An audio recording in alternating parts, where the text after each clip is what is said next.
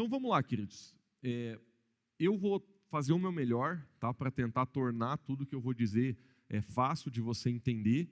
Algumas coisas que a gente vai falar, né, se você está começando na sua vida cristã agora, talvez vai ser difícil você entender uma coisa ou outra, né, porque a gente vai tratar de alguns assuntos, não digo que são complexos, são simples, mas que às vezes, para o melhor entendimento, né, é importante a gente ter já um conhecimento prévio de algumas coisas, mas eu vou tentar, né, me esforçar ao máximo para ajudar vocês, né, independente do momento que você está, se você se converteu há pouco tempo, se você está começando a ler a Bíblia há pouco tempo, eu vou realmente me esforçar para tentar tornar tudo fácil para você entender.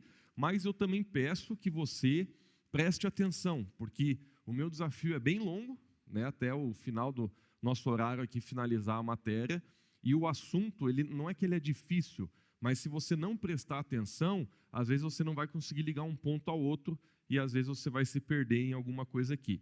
Então vamos lá, queridos, eu quero começar falando, para a gente entender de onde saiu essa discussão.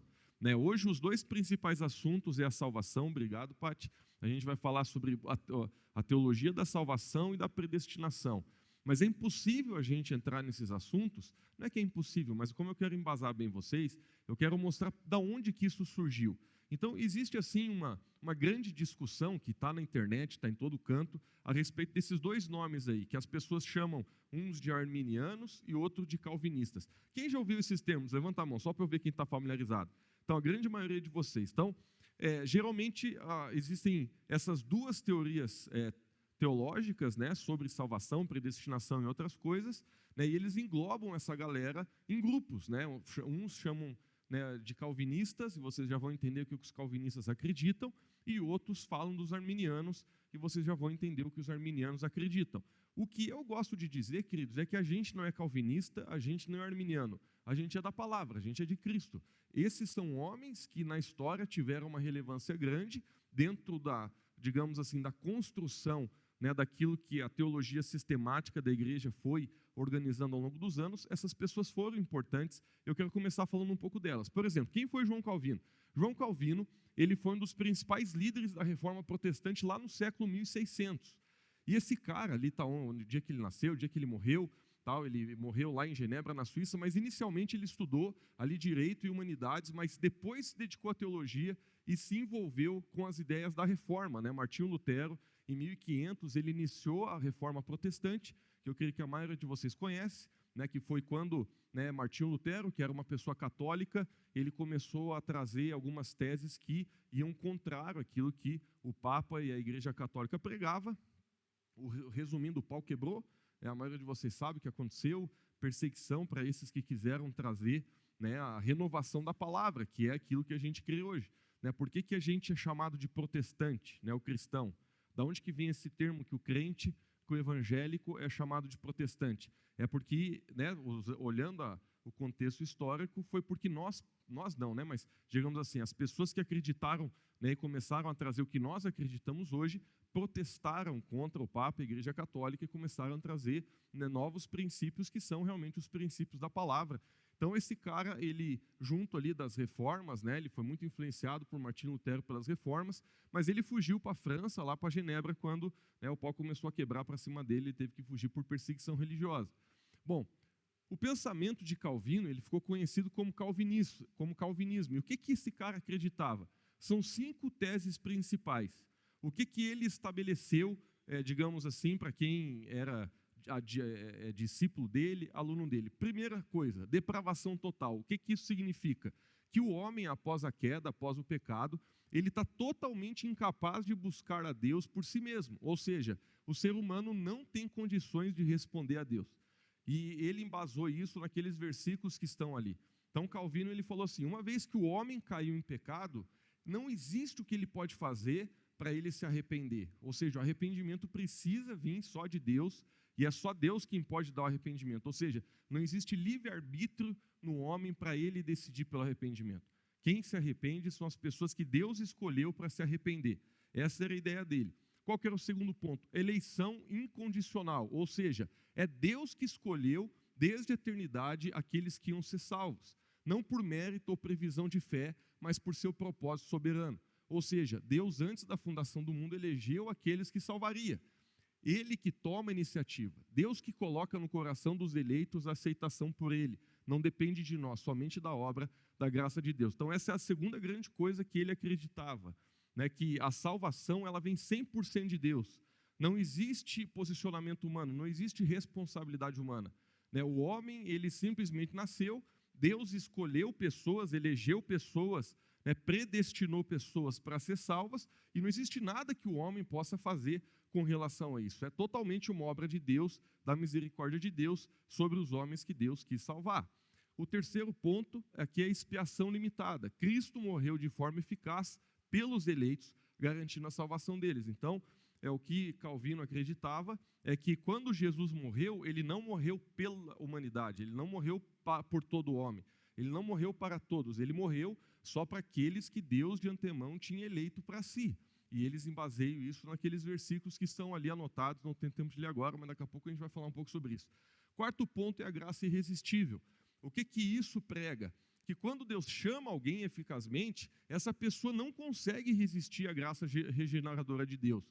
Ou seja, os eleitos não conseguem resistir, né, o chamado de Deus, né, o evangelho de Jesus Cristo. Ou seja, o desejo de escolher a Deus vem de Deus e não da minha decisão. Em outras palavras, né, ele acreditava que uma pessoa que foi eleita, ao ela ouvir do evangelho, ao ela ter contato com o evangelho, aquilo seria tão forte para ela que ela não conseguiria rejeitar, ela não conseguiria resistir à graça de Deus, ela não conseguiria dizer não para aquele amor, para aquela presença, para aquela graça. Eu brinco com um pouco de sarcasmo que o amor da Márcia por mim é calvinista, porque quando ela olhou para mim, ela não conseguiu dizer não. Mas isso aí é só para a gente rir um pouquinho. O quinto ponto que Calvino pregava é que a perseverança dos santos, aqui que entra a questão da salvação, porque Calvino ele acreditava que a pessoa, quando ela era salva, ela não poderia perder a salvação, e que as pessoas que levam a fé até o final da vida é que foram eleitas. Então, para eles, as pessoas que se diziam cristãs, mas em algum ponto se desviaram do evangelho, é porque nunca foram salvas. Então, essa prerrogativa, ela diz o quê? Que os verdadeiros eleitos, eles vão perseverar até o fim. E essa é uma das formas de ver quem eram os eleitos ou não. Ou seja, pois são guardados pelo poder de Deus, uma vez que você foi salvo, você não pode perder a salvação. Então, quem for salvo vai permanecer. Essas são as principais teses de Calvino. Tinha muitas outras coisas que ele falou, mas isso que ficou mais relevante, porque inclusive foi isso que foi mais discutido. Então, para finalizar essa primeira parte, agora a gente vai ver quem que foi Jacó Armínio. Esse cara, quem que ele era? Ele nasceu lá na Holanda, lá em 1560, foi bem próximo ali de Calvino. Ele teve uma vida curta, ele nasceu em 1560 e já morreu em 1609, então ele morreu com 49 anos. Né? E o que esse cara fez? Né? Ele estudou teologia em Genebra, onde ele teve em contato com as ideias reformadas. Sempre quando você ouvir alguém dizendo assim, ele é de uma igreja reformada, que está falando de uma igreja calvinista. Tá? A palavra reformada e calvinista, elas estão sempre juntas ali, justamente porque, né, a palavra reformada vem, né, da questão da reforma protestante, e ali mais precisamente daquilo que Calvino construiu no século 1600. Mas o que ele fez? Ele se tornou um pastor em Amsterdã, e ele, estudando a teoria calvinista, ele começou a trazer discussão para aquilo. Ele começou a dizer, não, eu não acredito nisso. Ele começou a ler a Bíblia, e ele começou a levantar pontos que questionavam a cultura, né, e a teologia calvinista. E o que Armínio, então, ele começou a fazer? Né? O que estava dentro da sua ênfase que confrontava o calvinismo? Primeiro, ele falou assim, não, o homem tem livre-arbítrio. Ou seja, o que é o livre-arbítrio? O homem está caído, mas Deus concede uma graça preveniente que restaura a capacidade de responder a Ele. Ou seja, todos possuem liberdade para escolher pecar ou não, escolher a Deus ou não. Que o Calvino falava totalmente contrário. Que o homem ele não consegue escolher Deus. Quem escolhe, o homem ele tem a impressão que escolheu a Deus, mas foi Deus que escolheu ele. Então, Armínio falou, não, isso não é verdade. O homem tem livre-arbítrio, ele pode sim escolher ou não Deus, ele pode escolher pecar ou não, ele tem uma parte dentro dessa decisão, e a salvação não é uma coisa que vem só de Deus, o homem precisa participar. O segundo ponto que ele falou foi da eleição condicional. Ele diz, não, Deus elege para a salvação aquele que ele prevê que responderão em fé. No final da mensagem, a gente vai falar só sobre predestinação e eleição, e a gente vai ler alguns versículos bem chave na Bíblia para a gente entender, né, o que nós cremos a respeito disso. Tá? Porque a gente não pode negar que existem vários versículos na Bíblia que falam sim sobre a eleição dos santos, falam sim sobre a predestinação, mas o X da questão é a gente entender, né, qual que é a ótica que a gente interpreta essas duas palavras, né? Não como, digamos assim, os calvinistas interpretam. Mas a segunda coisa que ele falou que é que a salvação é uma obra de Deus dependendo da nossa decisão de fé. Ou seja, claro que é Deus quem salva, claro que é Deus que criou o caminho para a salvação, claro que é Deus que construiu a ponte, mas passar por ela é uma responsabilidade humana, né, que é totalmente contra a ideia calvinista. O terceiro ponto que ele começou a trazer discordância é a expiação ilimitada, ou seja, Cristo não morreu só para os eleitos ou aqueles que ele escolheu que seriam salvos, sem a gente entender nem qual que seria ali a forma de Deus escolher, né? E o que os calvinistas eles falam é que Deus ele não estava devendo nada para a humanidade, e aqueles que ele escolheu salvar, isso já é a reflexão, isso já é a resposta, esse já é o fruto da misericórdia de Deus, porque Deus, né, ele deu o livre-arbítrio para o homem lá no jardim, uma vez que o homem escolheu o pecado, se Deus decide salvar 10, isso já é um símbolo da sua misericórdia. Não é o que nós cremos, né? E foi isso que Armínio ele indagou. Ele disse, não é assim. Cristo morreu por todos os homens, oferecendo salvação universal, ou seja, todos têm a oportunidade de se arrependerem e serem salvos. Esses versículos falam sobre isso. O quarto ponto foi a graça resistível, porque Calvino ele dizia, uma vez que a pessoa que foi eleita, ela ouve a respeito do evangelho, aquela graça é irresistível para ela. Ela vai querer, ela vai ouvir o evangelho, ela vai dizer, é isso que eu quero, e é como se ela nem tivesse decisão sobre aquilo. Mas não é isso, né, que nós cremos, e não é isso que aquele homem, o Armínio, nessa época levantou, né, para que fosse resistida essa teologia de que a graça era resistível. O que nós cremos? Que com o livre-arbítrio você pode resistir a Deus. Você pode dizer não para Deus. Você, por mais que Deus ele queira te salvar, você pode dizer não e abortar os processos de Deus para a sua vida. E o quinto ponto é a possibilidade da apostasia, né, que Calvino ele dizia, uma vez salvo, sempre salvo. Aqueles que foram eleitos, uma vez que eles encontram a Cristo, que eles experimentam a salvação, eles não vão perder a salvação, né, e eles vão permanecer até o fim, mas não é isso que a gente encontra na palavra de Deus, né? Um crente verdadeiro pode cair da fé e perder a salvação se afastar de Cristo. Não se preocupe em anotar os versículos, depois eu mando para vocês a apresentação, mas agora a gente vai se aprofundar um pouco nessas questões, queridos. Depois da morte, né, de Armínio ali, seus seguidores elaboraram a remonstrância, que foi feita lá em 1610, que é um documento que resume as doutrinas arminianas.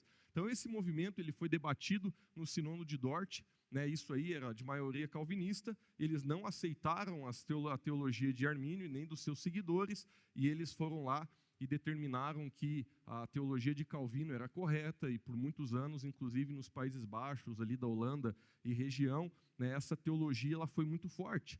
No entanto, o arminianismo se espalhou e influenciou fortemente muitos protestantes. Um deles foi o metodista John Wesley, que vocês já devem ouvir falar, que foi um grande avivalista, né, que levou o evangelho para muitas pessoas no Reino Unido e região, né. Então, John Wesley, ele também participava da mesma crença, né, de Armínio, né, nessas 5 teses e nessas 5 ideias teológicas, que é o que nós cremos também, né, e o John Wesley ele também participou disso. Só para vocês saberem, tá, para abrir um pouco a cabeça de vocês, para vocês entenderem, quais são as principais igrejas calvinistas e arminianas. Eu volto a dizer, nós não somos arminianos, nós somos aquilo que nós entendemos que a Bíblia fala. Armínio só foi o cara mais famoso a decretar isso e implementar na igreja e sistematizar. Mas não é que nós somos arminianos, está entendendo? É que a gente não tem essa característica, a comunidade arminiana, não. Nós somos da palavra, daquilo que nós cremos que está escrito na Bíblia, né, que coincide com aquilo que Armínio tanto lutou para trazer para a igreja de revelação. Então, rapidinho aqui, ó, quais são algumas igrejas calvinistas? São igrejas chamadas reformadas, né, as presbiterianas de forma geral, batistas reformadas e etc. Algumas principais igrejas arminianas, todas essas aqui, Metodista do Brasil, Nazareno, Wesleyana, Pentecostal, Assembleia de Deus, Quadrangular, Deus e Amor, Brasil para Cristo, a grande maioria das comunidades, como a nossa e as milhares que tem no Brasil, ou seja, a grande maioria do pessoal digamos assim, de teologia arminiana. Agora, qual que é o ponto? Muitas pessoas hoje, mesmo não sendo calvinistas, elas estão entrando numa confusão naquilo que diz respeito ao nosso assunto, que dá tema para a noite, que é a questão da salvação, da perda da salvação, de como que é a dinâmica da salvação na vida do crente e também na questão da predestinação e eleição. Então, eu tenho inclusive amigos preciosos, homens de Deus, que acreditam diferente de mim com relação à salvação. Eu, inclusive, já trouxe pessoas aqui para pregar. Claro que eles não são loucos de pregar fora daquilo que a gente acredita, então eles ficaram quietos, mas tem gente que vocês gostam aí de assistir no YouTube que acredita que não perde salvação. E tudo bem, a gente já aprendeu, de certa forma, a respeitar todo mundo e entender que, apesar disso ser uma teologia muito importante, que muda muito a dinâmica de como você vê a sua vida cristã, o Evangelho, a gente sabe que o Deus é o mesmo, que a gente tem a salvação em Jesus Cristo, unicamente por Ele, as bases de fé são as mesmas, mas a gente não pode, eu falo isso com todo carinho, a gente não pode entrar numa vibe ecumênica para esse negócio. Não tem problema você pensar assim ou você pensar assado. Claro que tem problema. Apesar de a gente respeitar, eu respeito muitos amigos meus que acreditam diferente de mim, mas é muito importante a gente estabelecer na clareza da palavra o que a Bíblia ensina sobre esses assuntos. Não tem como a gente simplesmente olhar e dizer assim, não tem jeito, não tem como a gente concordar com isso aí, então vamos só se abraçar e tocar a vida. Não, a gente tem que pregar o que a gente crê, a gente tem que se posicionar, e a gente tem que se posicionar com argumento bíblico, com base teológica, com estudo profundo, não é só ler 2, 3 versículos e começar a gritar aquilo que pensa. Então, a minha proposta hoje é tentar levar vocês a ver com um pouco de profundidade esse tema, tá?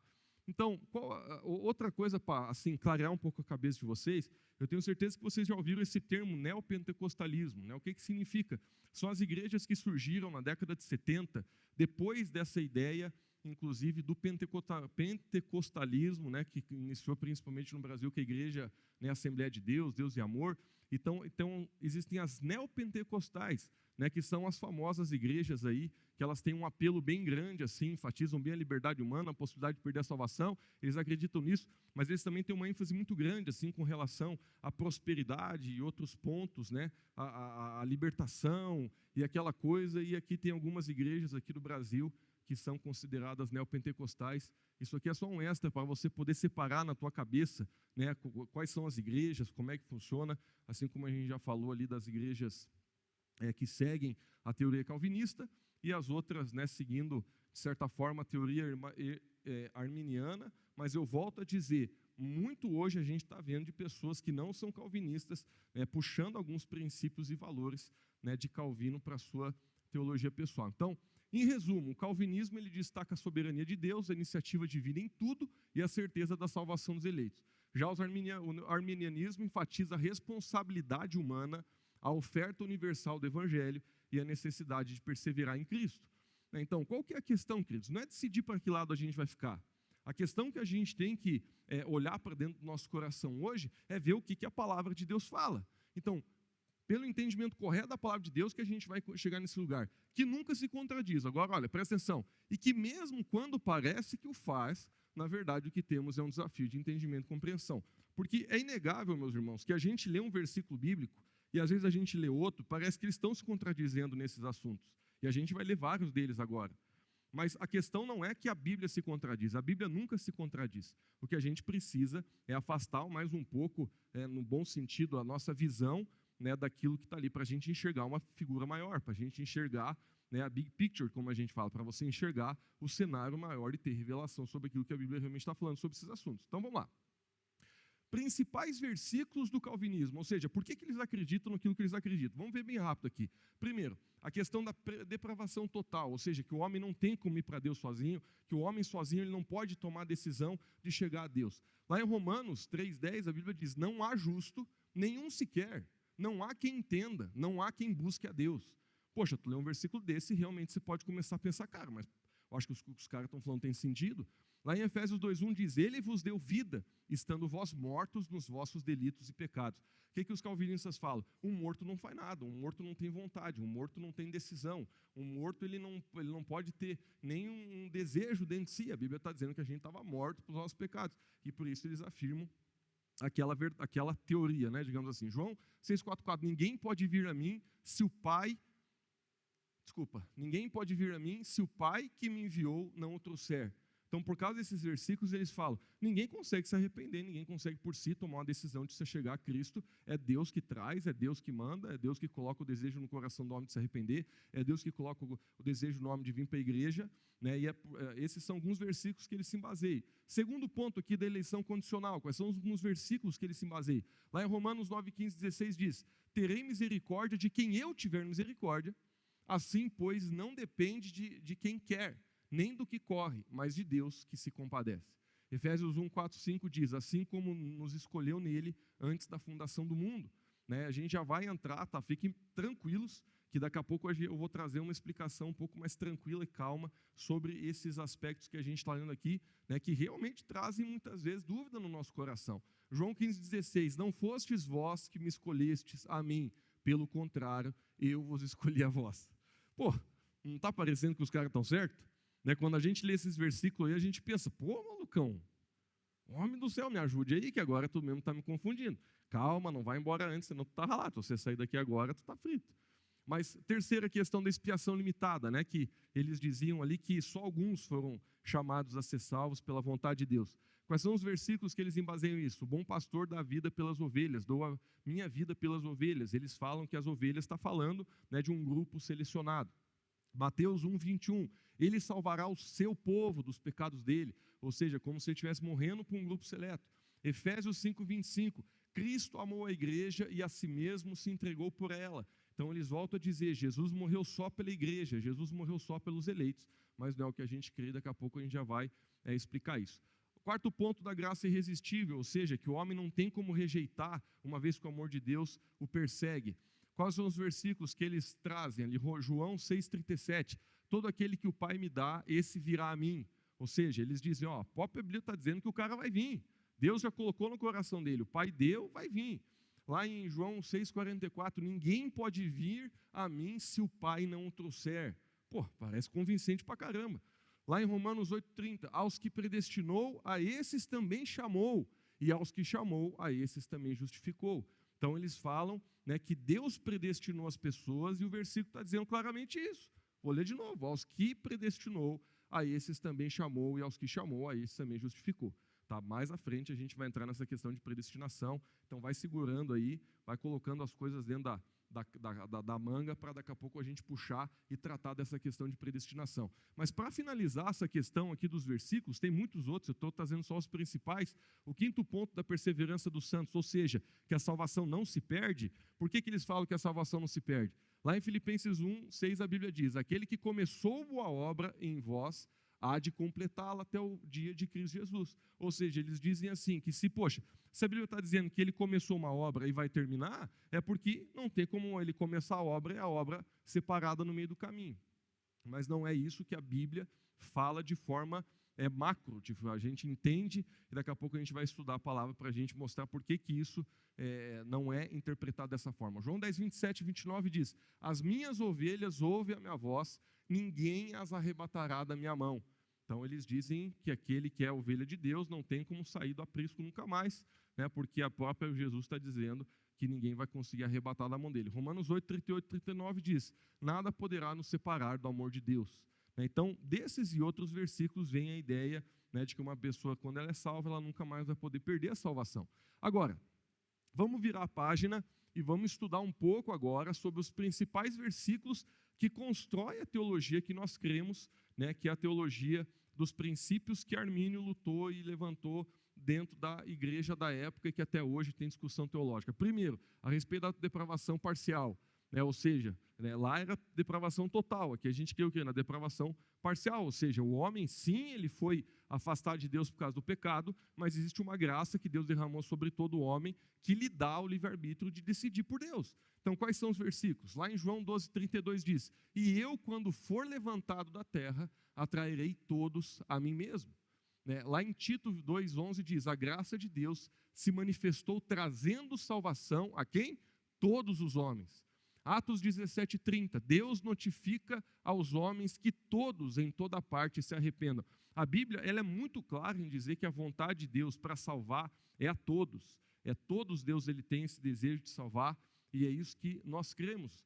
Agora, com relação à eleição condicional, quais são os versículos principais? Lá em 1 Pedro 1:2, eleitos segundo a presciência de Deus Pai. Daqui a pouco a gente vai falar um pouco sobre isso, mas para te dar uma prévia, o que nós cremos? Que a preeleição de Deus, ou seja, a eleição de Deus, que o fato de Deus ter pré-selecionado tem a ver com a presciência de Deus, ou seja, porque Deus já sabia aqueles que iam decidir por Ele em si determinou que eles fossem eleitos. Mas só entenda bem a figura. O que nós cremos é que Deus, Ele não vive na linha do tempo.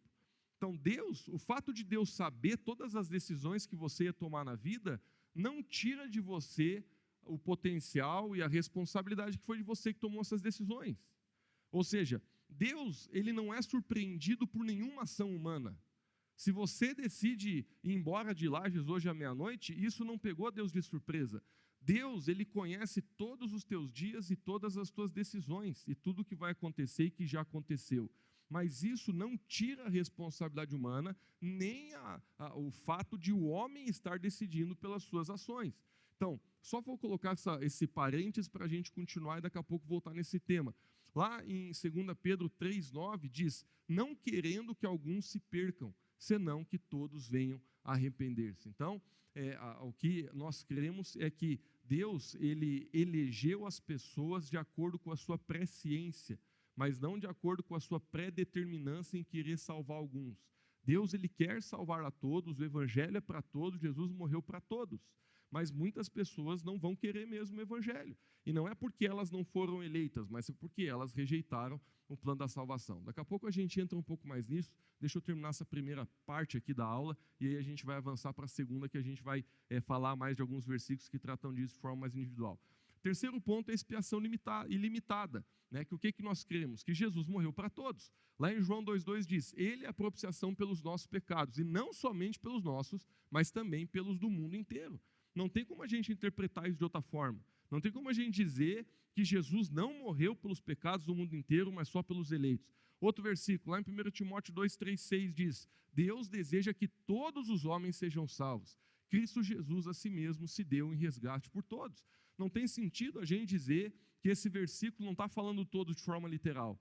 Poxa, Deus não é bipolar, Ele não ia, o meu desejo é que todos se salvem, mas na verdade eu só quis escolher alguns. É uma coisa que não faz sentido, né? E eu falo isso com todo carinho, porque eu sei que, né, as pessoas que acreditam, né, na eleição, na pré-eleição, elas têm argumentos embasados em versículos, muitas vezes que têm um contexto forte, alguns deles são realmente descontextualizados, mas aqui a gente vê que não tem como a gente interpretar a Bíblia de outra forma. Deus, Ele quer que todos sejam salvos, e se essa é a vontade de Deus, não tem por que Ele mesmo criar um plano que não pudesse salvar todos os homens. Lá em Hebreus 2,9 diz: para que pela graça de Deus experimentasse a morte, mais uma vez a Bíblia dizendo, por todos. Então, tem vários versículos que falam a respeito disso, mas vamos seguir. Graça resistível, ou seja, o homem pode dizer não para Deus, né? Coisa que os calvinistas não acreditam. Primeiro versículo, Atos 7:51. Vós sempre resisti ao Espírito Santo. Aqui, a própria Bíblia está dizendo que as pessoas resistem e elas podem resistir ao Espírito Santo. Mateus 23:37. Quantas vezes quis ajuntar vocês como a galinha junta aos seus pintinhos e vocês não quiseram? Vocês lembram desse texto? O próprio Jesus falou isso. Quantas vezes eu quis trazer vocês, foi da minha vontade. Ele até usou o exemplo da galinha, né? A galinha é um animal que puxa os pintinhos para perto. Jesus falou: quantas vezes eu quis, eu tentei, eu estendi minha mão, mas vocês disseram não. Lá em Hebreus 10:29 diz: de quanto mais severo castigo julgais, vós serás considerado digno aquele que pisou o Filho de Deus e ultrajou o Espírito da graça. O que a Bíblia está dizendo aqui? De pessoas que foram salvas, de pessoas que andaram na presença de Deus, de pessoas que caminharam no caminho da graça, mas que em algum momento pisaram na cruz e saíram do Evangelho. Mas daqui a pouco a gente vai aprofundar mais nesse tema, por isso que eu não vou aprofundar agora. E o quinto ponto é a possibilidade da apostasia. O que é apostasia? Perda da salvação. Você sair da fé, você naufragar na fé, como o apóstolo Paulo falou. Quais são alguns principais versículos? Lá em Hebreus 6, a Bíblia diz: é impossível renovar outra vez o arrependimento àqueles que caíram. E aqui existe uma discussão teológica bem grande em cima disso, porque a galera, quando lê esse versículo, fica com medo. Poxa, a Bíblia está dizendo então que se você desviar, tu não volta mais para Cristo? Não é o que eu creio. Eu creio que uma pessoa ela pode até, depois que se converteu, ela muitas vezes se desviar, voltar para o pecado, mas ela tem ainda a chance de voltar para Cristo. Mas existe sim, e é isso aqui que deixa a galera um pouco de cabelo em pé, mas está na Bíblia, não tem como a gente rasgar. Existe sim um ponto de depravação que o homem que se converteu, que ele sai da presença de Deus, de defamação de Cristo e de profanação do Evangelho, que realmente não existe mais volta. É difícil a gente determinar que ponto que é esse, mas existe.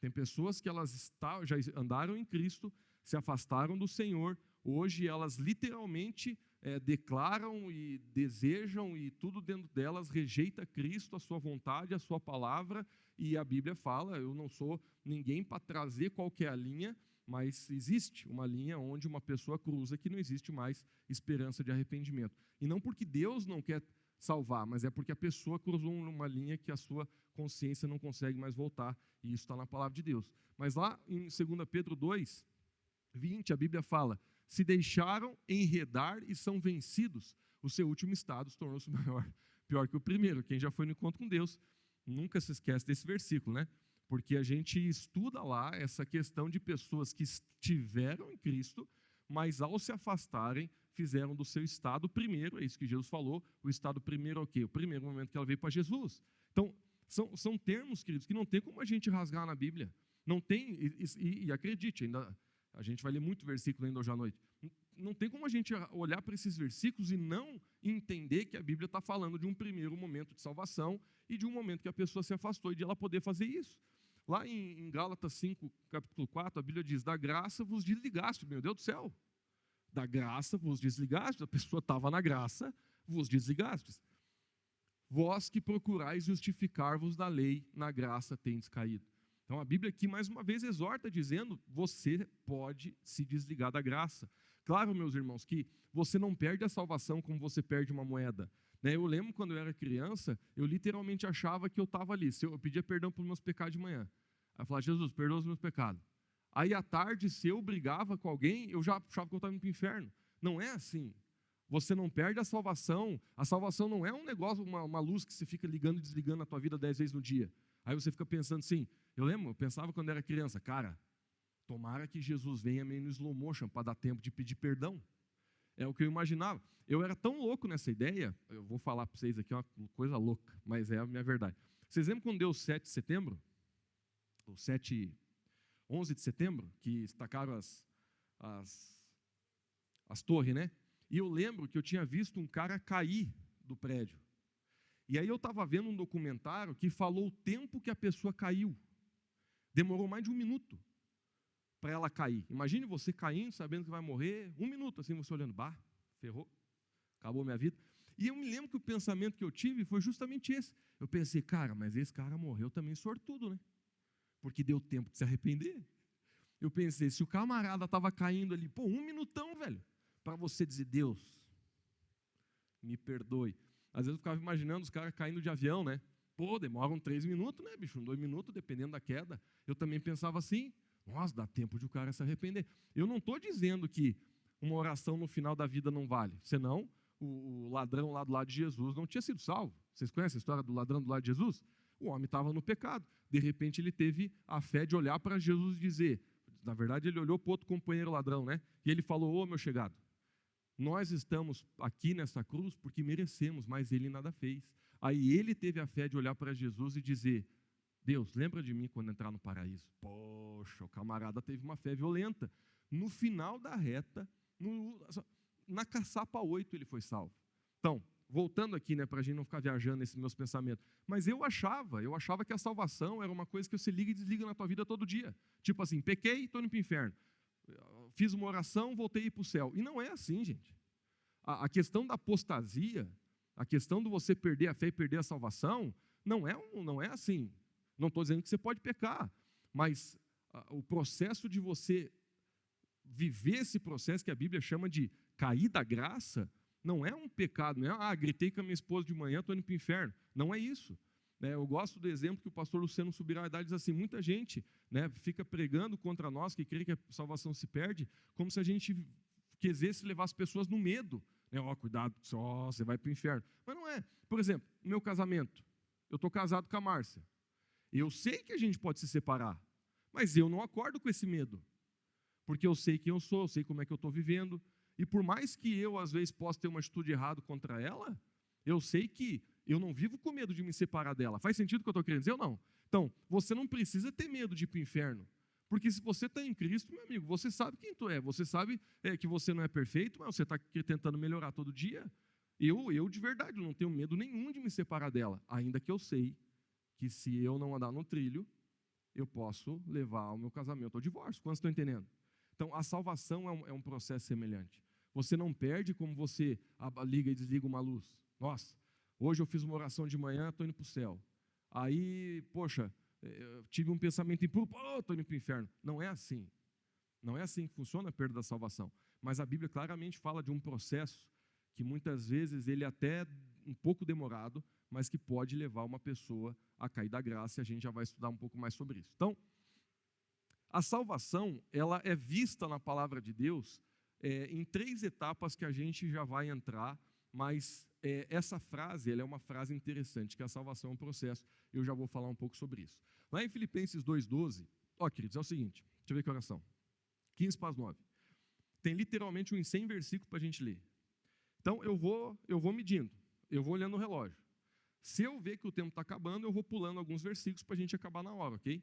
Mas eu não quis tirar os versículos, porque depois eu vou dar um jeito de pulverizar isso aí nos WhatsApp da igreja, e você depois, com calma, pode ler todos eles, tá bom? Então, eu não prometo que eu vou ler tudo, mas a gente vai tentar, pelo menos, ler os principais para o nosso entendimento até a conclusão da noite. Mas vamos seguir aqui. Lá em Filipenses 2,12, a Bíblia diz assim, assim, meus amados, como sempre vocês obedeceram, não apenas na minha presença, mas agora muito mais na minha ausência.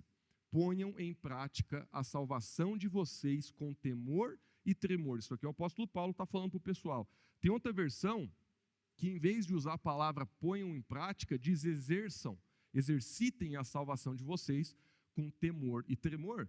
O que o apóstolo Paulo estava dizendo é que uma vez que você é salvo, existe um processo a ser caminhado, que nesse versículo ele está verbalizando, né, nessa versão, que é a NVI, como ponham em prática. Em outras versões fala de você exercitar a salvação, mas claramente aqui qual que é a conotação? De que existe um processo, existe um caminho.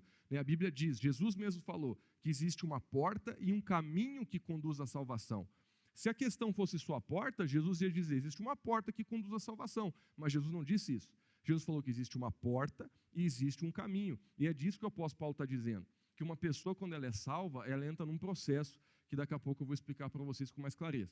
Quais são os 3 processos da salvação? Agora a gente virou a página, tá, gente? Agora nós estamos entrando já na teoria da salvação, ok? Então, quais que são os 3 aspectos do processo da salvação? O primeiro deles é o momento da decisão e do novo nascimento, que a gente chama de conversão. É o dia que você aceitou Jesus, é o dia que você decidiu, não sou mais meu, sou de Cristo. É o dia que você se batizou nas águas para muitos, é o dia que você deu a invertida na tua vida, que você falou, agora eu sei quem é o Senhor da minha vida. Eu tenho certeza que a maioria de vocês lembra exatamente que dia, que momento que foi. Qual que é o segundo? É o processo de santificação, ou seja, é a jornada de melhora em direção ao caráter de Cristo. Ou seja, a gente desenvolve a salvação indo em direção ao caráter de Cristo. O terceiro é a salvação literal, que é a glorificação do corpo na vinda de Cristo, né, que é quando a gente vai ser salvo literalmente. Né, a gente já foi salvo, a gente está sendo salvo e a gente será salvo. São os 3 tempos verbais que você encontra para a palavra salvação na Bíblia. A Bíblia, em alguns momentos, vai dizer, você foi salvo pela cruz do Cordeiro, você foi salvo pelo sacrifício de Cristo. Em alguns momentos, principalmente o apóstolo Paulo vai dizer, nós estamos sendo salvos, desenvolvei a salvação, exercitai a salvação, que fala do processo de transformação do caráter em direção de Cristo. E em muitos momentos a palavra de Deus vai dizer, e você será salvo naquele dia, e a salvação vai encontrar você naquele dia. Então, são esses os 3 tempos verbais que a salvação precisa nos encontrar, e é isso que nós cremos. Qual que é o perigo teológico? Muitas pessoas hoje, elas acreditam só em 2 tempos da salvação, que você foi salvo e que você será salvo. Então, basicamente, o que elas acreditam é que Jesus morreu por todos, todos já são salvos, não importa a vida que você vive aqui nessa terra, um dia você vai nascer de novo e estar com Cristo no céu. Esse que é o grande perigo teológico. Eu sei que eu estou sendo bem radical aqui, né? Se alguém que crê nisso estivesse aqui, já ia ficar indignado comigo. Não é bem assim, Lucão. Mas sendo bem radical, porque eles não dão ênfase que você precisa desenvolver a tua salvação. E qual que são os argumentos? Se você prega isso, Lucas, tu está pregando que você é salvo pela tua força. Você está pregando que você é salvo que não é Cristo que está te salvando, mas você está salvando a si mesmo. Não tem nada a ver. Não tem nada a ver. Não é porque Deus construiu a ponte que Ele mesmo vai me pegar e caminhar por cima dela comigo. Jesus constrói a ponte, Ele que constrói o caminho, Ele que traz a possibilidade da porta, Ele que traz de novo para a gente a possibilidade de decidir ser salvo, de decidir buscar Ele. Mas essa decisão é nossa. E essa é a questão da responsabilidade humana, que é muito discutido hoje dentro das discussões de teologia. Porque muitas pessoas, elas tiram a questão da responsabilidade humana dentro do processo da salvação. É como se, literalmente, aquilo que Calvino falou fosse verdade. É como se Deus tivesse eleito os que vão ser salvos e não tem o que você faça. Quem não foi eleito se ferrou. Eu, estudando tudo isso, fiquei pensando, meu Deus, acabei de ter um filho agora, eu tenho que ficar orando e torcendo para que Deus escolheu ele para salvar ele? Não faz sentido. A própria Bíblia fala a respeito disso, de como nós podemos levar a nossa família a Cristo, como nós podemos ser exemplo para que outras pessoas sejam salvas. Não faz sentido algum. Mas antes de eu me indignar mais, vamos seguir aqui. Em 1 Tessalonicenses 5,23 diz que o próprio Deus da paz, olha só o que a Bíblia diz, o santifique por completo. Então, claro que é um trabalho de Deus. Agora, que todo o espírito, a alma e o corpo de vocês sejam preservados e irrepreensíveis na vinda do nosso Senhor Jesus Cristo. Olha que interessante. Esse versículo está falando de 3 coisas, que todo o espírito, a alma e o corpo de vocês sejam preservados. Todo mundo aqui sabe que você é espírito, alma e corpo, ok? Então, o que a gente entende por salvação? Dentro desse esquema aqui, as 3 realidades da salvação. Olha só que interessante. No momento que você aceitou Jesus, a Bíblia fala que o teu espírito é vivificado. Quando já leram o versículo? Teu espírito se torna um com Cristo. Tem vários versículos que falam a respeito disso. Que quando a gente se converte, o espírito nasceu de novo. O próprio Jesus falou para Nicodemos, é necessário você nascer da água e do espírito. Agora, uma vez que você tomou a decisão pela conversão e o teu espírito foi vivificado, o que a gente está vivendo? Qual que é o segundo processo? Que é a alma, que é a santificação da nossa vida, que é a salvação da nossa alma. Olha só, o que acontece nesse processo? Transformação comportamental, renovação da mente, das emoções, mudança de valores, a nova natureza de Cristo implementada no nosso caráter, é o que a gente está vivendo agora. Por isso que a gente está aqui, por isso que a gente tem célula, por isso que a gente tem culto, porque a gente entende que existe uma salvação sendo desenvolvida em nós em direção ao caráter de Cristo. Quem que está sendo salvo agora nesse processo? É a nossa alma. Daqui a pouco eu vou ler o texto. Agora, qual que é o último que vai ser salvo? É o nosso corpo. Então, a gente foi salvo, a gente está sendo salvo, a gente será salvo. Vamos ler o texto. Romanos 8, 23. Agora, não somente isto, mas nós mesmos que temos os primeiros frutos do Espírito, gememos interiormente, esperando ansiosamente a adoção como filhos, a redenção do nosso corpo. Então, isso é uma coisa que a gente espera, não aconteceu ainda. A gente ainda está nesse corpo mal acabado. A gente ainda está nesse corpo. Dá uma olhadinha para o teu corpo aí. Nossa! Meu corpo, de vez em quando, dá umas dores que eu digo assim, Jesus, não quero morrer agora, mas fico pensando como é que vai ser o corpício no céu, que diz que não vai ter esses problemas que a gente tem hoje. Mas a Bíblia claramente está dizendo a respeito da redenção do corpo, que ainda não aconteceu, que é a crença que a gente tem. Agora, vamos entrar claramente dentro desse tópico aqui. Podemos perder a salvação? O que a Bíblia diz a respeito disso? Vamos ler aqui, primeiro versículo. Lá em Hebreus 2, 1 a 3. Por isso, é preciso que prestemos maior atenção no que temos ouvido, para que jamais nos desviemos. Então, só desvia quem está no caminho. Você não desvia se você está fora do caminho. As frases são meio sarcásticas, tá, gente? Mas não é que eu estou brabo, é que não tem o que fazer. Pois, uma vez que a mensagem transmitida por meio dos anjos era válida e toda transgressão e desobediência recebeu a devida punição, como escaparemos nós se negligenciarmos tão grande salvação? Essa salvação, primeiramente anunciada pelo Senhor, foi-nos confirmada pelos que a ouviram. O que a Bíblia aqui está dizendo é que claramente, eu e você, que uma vez já estivemos em Cristo, se nós não tivermos diligência, se nós não guardarmos no nosso coração, se nós não realmente tivermos temor na nossa vida, é claro que a gente pode pular fora. Por isso que a Bíblia diz, aquele que está de pé, cuide para que não caia, porque existe sim um caminho de depravação, da fé que o ser humano ele pode viver. Eu volto a dizer, não é como você desligar e ligar a luz na tua vida todo dia da salvação. O processo dessa depravação, o processo dessa apostasia, ela é muitas vezes um processo que às vezes se dá dentro de algum tempo na vida de uma pessoa, mas ela pode acontecer. Lá em 1 Coríntios 15, a Bíblia diz assim: irmãos, quero lembrá-los do evangelho que preguei a vocês, o qual receberam e no qual estão firmados. Algumas coisas eu vou ler devagar, tá, queridos? Mas eu estou olhando para o relógio aqui, desculpa se eu parecer um pouco enérgico, mas presta atenção, tá? Os versículos, às vezes, são escritos numa linguagem que a gente não está acostumado a falar, então você tem que prestar atenção 2 vezes para você entender o contexto. Por meio deste evangelho, vocês são salvos. Olha só, agora a Bíblia dá uma condição. O apóstolo Paulo dá uma condição à igreja de Corinto, dizendo: vocês são salvos se guardarem firmemente a palavra que preguei a vocês. Caso contrário, vocês têm crido em vão. Claramente o apóstolo Paulo está estabelecendo uma condição que nós precisamos ter o esforço de permanecer na palavra. Isso não significa que nós estamos nos salvando a nós mesmos. Isso não significa que nós estamos buscando ser salvos pela nossa capacidade de viver certo, porque a gente não consegue. É Cristo que nos salvou, pela fé. Não é dom de Deus, veio do homem. Desculpa, não é dom do homem, veio de Deus, é isso que a Bíblia fala. Agora, a responsabilidade humana, ela em nada diminui a soberania de Deus. E o problema é que o calvinismo e essas teologias reformadas, elas vêm dizer o quê? Qual que é o argumento? Que parece até bonito. Não tem o que você fazer para você ser salvo. Você só tem que abrir as mãos e receber. E por mais que essas frases sejam verdadeiras, se você não coloca contrabalanceando a responsabilidade humana, você entra numa irresponsabilidade teológica, que não leva as pessoas a se posicionarem como cristãos da forma que deveriam, mas colocam elas muitas vezes dentro de um descanso que, ao invés de levá-las para o caminho da salvação, leva elas para o caminho da depravação e da falta de temor. Isso é muito claro, porque muitas pessoas elas creem nisso. E hoje, queridos, cuide, tome muito cuidado, porque essas teologias elas estão na internet, elas estão em vídeos que você nem espera, tem pessoas que estão pregando tudo certinho, daqui a pouco elas começam a jogar umas paradas dessas no meio da pregação, e se você está emocionado no amém ali, você pode acabar entrando no engano. Lá em Hebreus 3,12, a Bíblia diz: cuidado, irmãos, para que nenhum de vocês tenha um coração perverso e incrédulo. Está falando de irmãos. Irmãos, cuidado, irmãos. Gente que se salvou, cuidado, irmãos.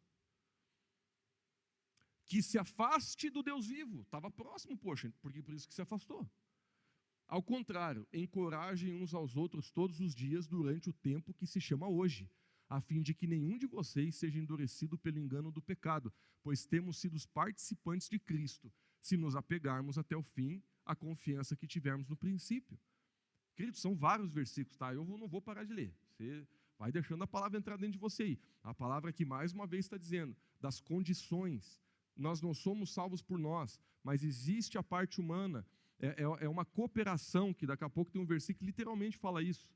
Olha só, Hebreus 3, mas Cristo é fiel como filho sobre a casa de Deus. Essa casa somos nós, a gente sabe. Nós somos o tabernáculo de Cristo, o Espírito Santo de Deus mora em nós. Se é que nos apegamos firmemente à confiança e à esperança gloriosa. Mais uma vez a palavra de Deus estabelecendo condições. Nós estamos nesse lugar de ser casa de Deus, se nos apegamos àquilo que Cristo falou. Qual que é a importância, queridos? Então a gente vai enfatizar nos próximos versos agora a importância dessa perseverança, da perseverança humana. Porque é isso que a palavra de Deus fala em muitos momentos, aquele que for fiel até o fim, aquele que guardar a fé. O apóstolo Paulo mesmo tem vários versículos que a gente vai ler. Vamos lá, Mateus 24, 12, 13. Por causa do aumento da iniquidade, o amor de muitos esfriará. Queridos, claramente esse amor não está falando de pessoas do mundo, está falando de pessoas da igreja, está falando de santos, está falando de pessoas que nasceram de novo. E a Bíblia fala que muitos da igreja vão esfriar, mas aquele que perseverar até o fim será salvo. Claro que a Bíblia está falando dos santos, dos que são salvos, porque senão a segunda parte do versículo não era escrita. Como é que o que não é crente vai perseverar? Alô? Vocês estão entendendo? Isso aqui é português, é só interpretação de texto. A Bíblia está dizendo aqui, ó, por causa do aumento da iniquidade, o amor de muitos esfriará. Então a Bíblia está falando de um pessoal que estava num lugar e que esfriou, ou seja, estava quente e esfriou. Aí conclui já matando a charada. Mas aquele que perseverar até o fim será salvo. Então a Bíblia está dizendo que a pessoa que ficou naquele lugar e não esfriou fica salvo. Que lugar é esse? É o lugar da salvação, é o lugar da crença humana, é o lugar da responsabilidade humana, é o lugar de você ter decidido por Cristo. Você pode decidir pular fora se você quiser. E todos nós vivemos essa tensão todos os dias da nossa vida. Lá em Hebreus 6, a Bíblia fala, amados, mesmo falando dessa forma, estamos convictos de coisas melhores em relação a vocês. Próprias do quê? Da salvação. Deus não é injusto. Ele não se esquecerá do trabalho de vocês e do amor que demonstraram pelo nome dele, pois serviram aos santos e continuam a ajudá-los. Queremos que cada um de vocês mostre esse mesmo empenho, olha só, queremos que cada um de vocês mostre esse mesmo empenho até o fim, para que tenham a plena certeza da esperança. Esperança do quê? Da salvação. De modo que vocês não se tornem negligentes, mas imitem aquele que, por meio da fé e da paciência, recebem a herança da promessa. Meus irmãos, claramente a palavra de Deus está dizendo, está estabelecendo a condição. Fique firme, não desanima, não desista, não seja negligente. Muitos já negligenciaram. Lá em Hebreus ainda, Hebreus está cheio de versículos que falam a respeito disso, tá? Hebreus é um livro assim, que você fala muito a respeito da perda da salvação e do exame da fé.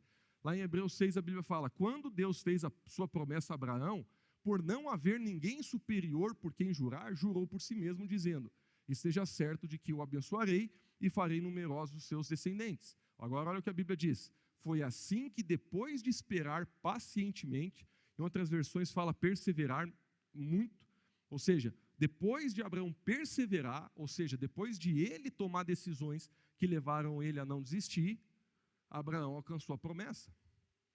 Então, a fé e a perseverança, elas precisam andar juntas. Claro que Deus, ele estabelece a atmosfera para eu e você encontrar a fé. Mas o que nós precisamos entender, queridos, que existe um momento da responsabilidade humana. É muito claro de a gente entender isso.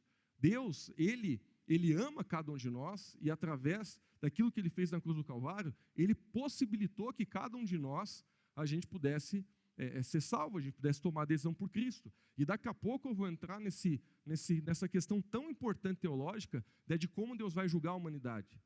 Porque Deus claramente fala que ele vai julgar todos da mesma forma. Mas presta atenção, Jesus também diz que ele vai cobrar mais de quem ele deu mais.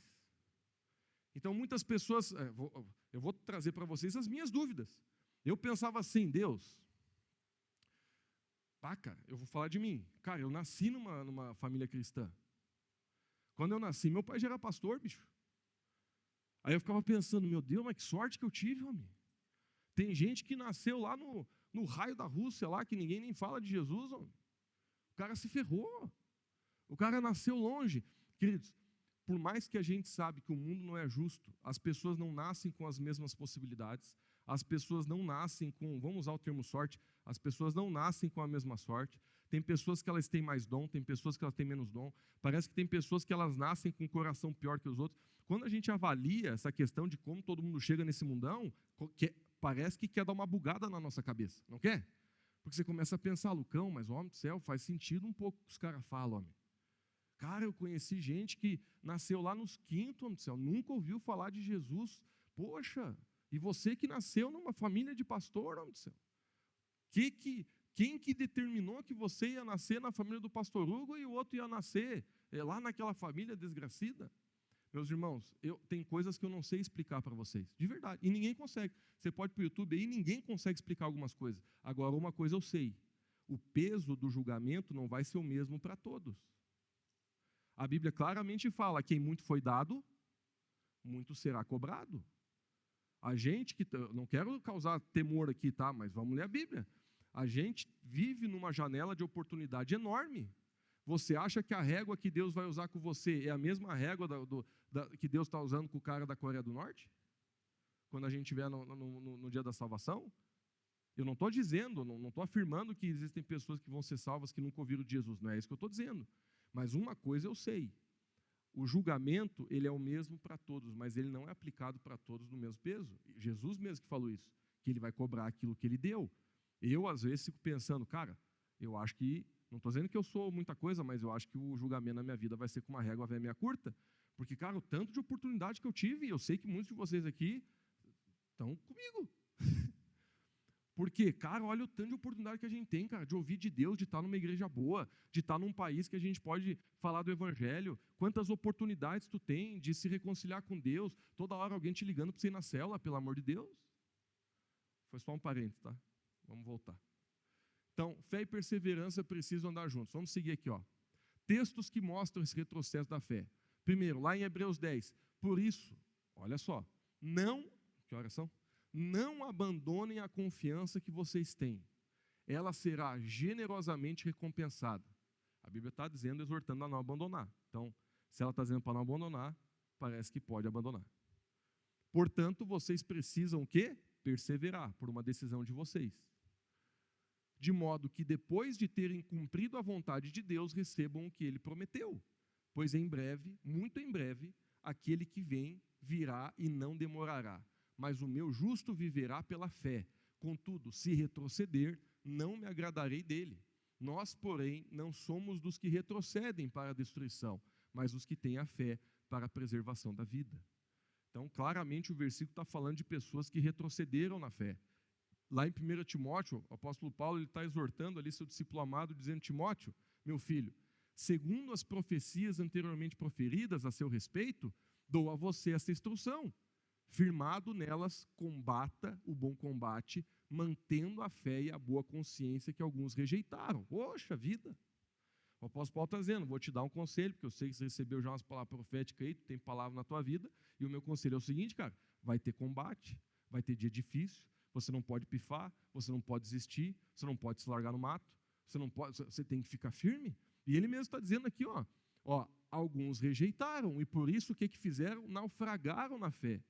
Queridos, não tem como, olha, é difícil assim, sabe?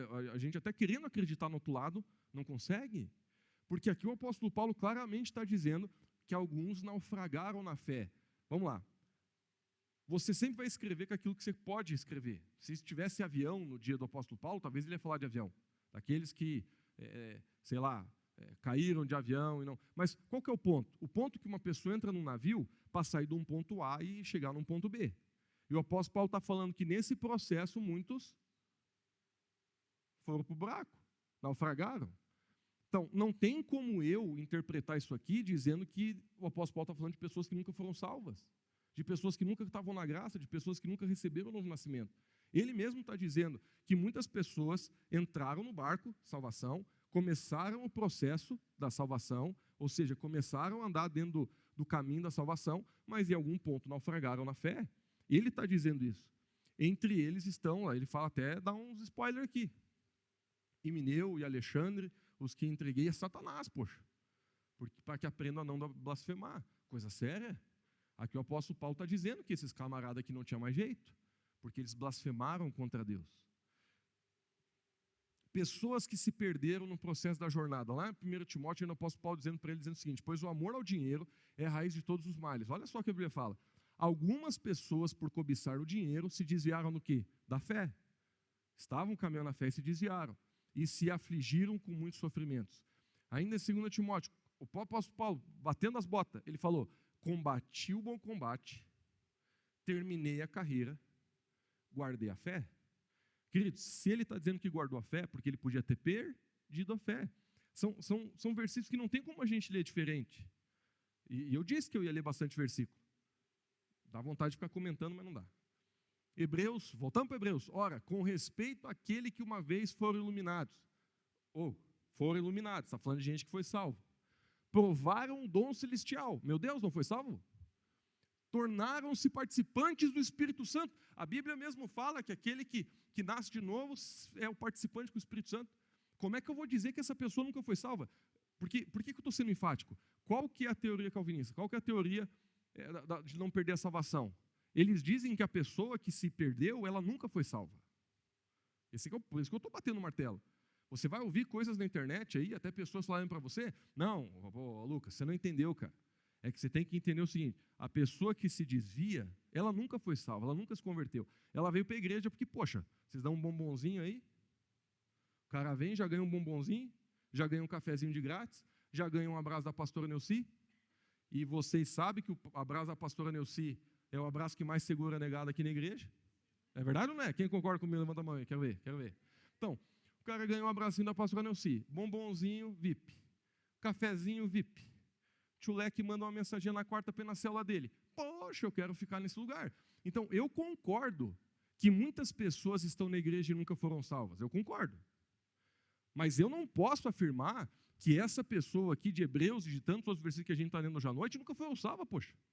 Então, eu sou obrigado. Inclusive, essa série que a gente fez, Quem é Jesus, um dos grandes objetivos era levar as pessoas a pensar: você se entregou para Jesus ou você está vindo para uma religião? Você está vindo para uma igreja bonita? Você está indo para uma igreja que o pessoal gosta de você?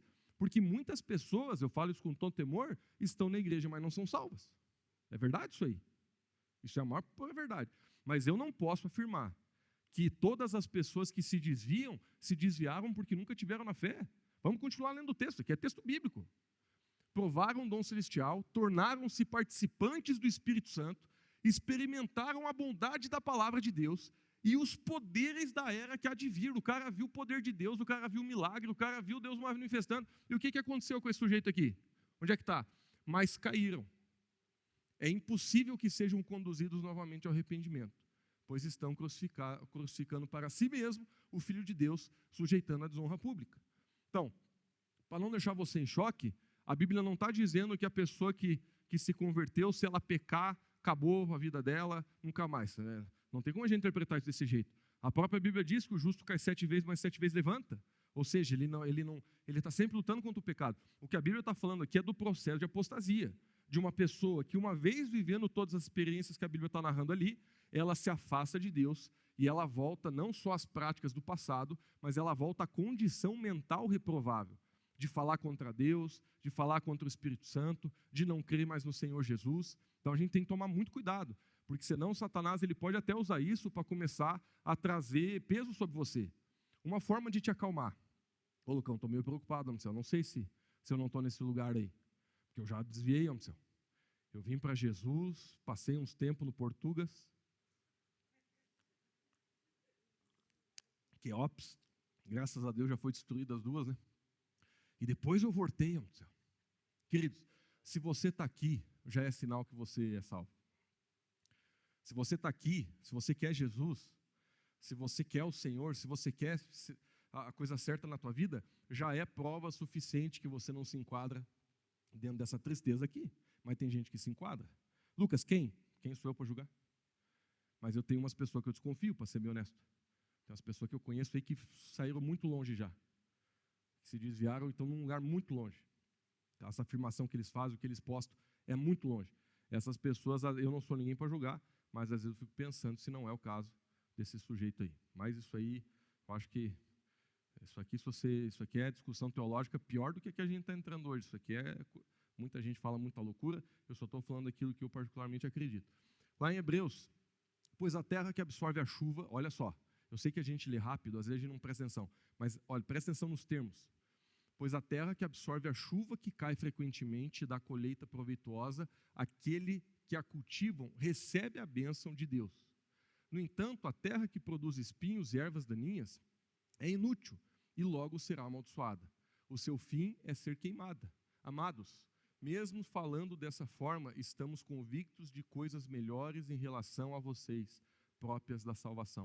O que a Bíblia está dizendo? Quando ela fala de terra, ela está falando do coração humano. Assim como Jesus, quando ele falou da parábola do semeador. Então a Bíblia está dizendo de uma terra que recebe a água com alegria e traz fruto para os sementes que estão dentro dela, e de uma terra que só produz espinhos. Está falando do coração do homem. Então, quem que é a determinação? Quem que está determinando o resultado disso aí? É a chuva? Não, é o solo. É o coração humano. Quantos estão entendendo? Esse versículo claramente fala: quem determina o resultado da salvação é a terra, é o coração humano.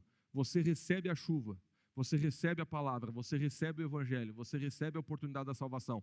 Você tem a oportunidade de corresponder a ela.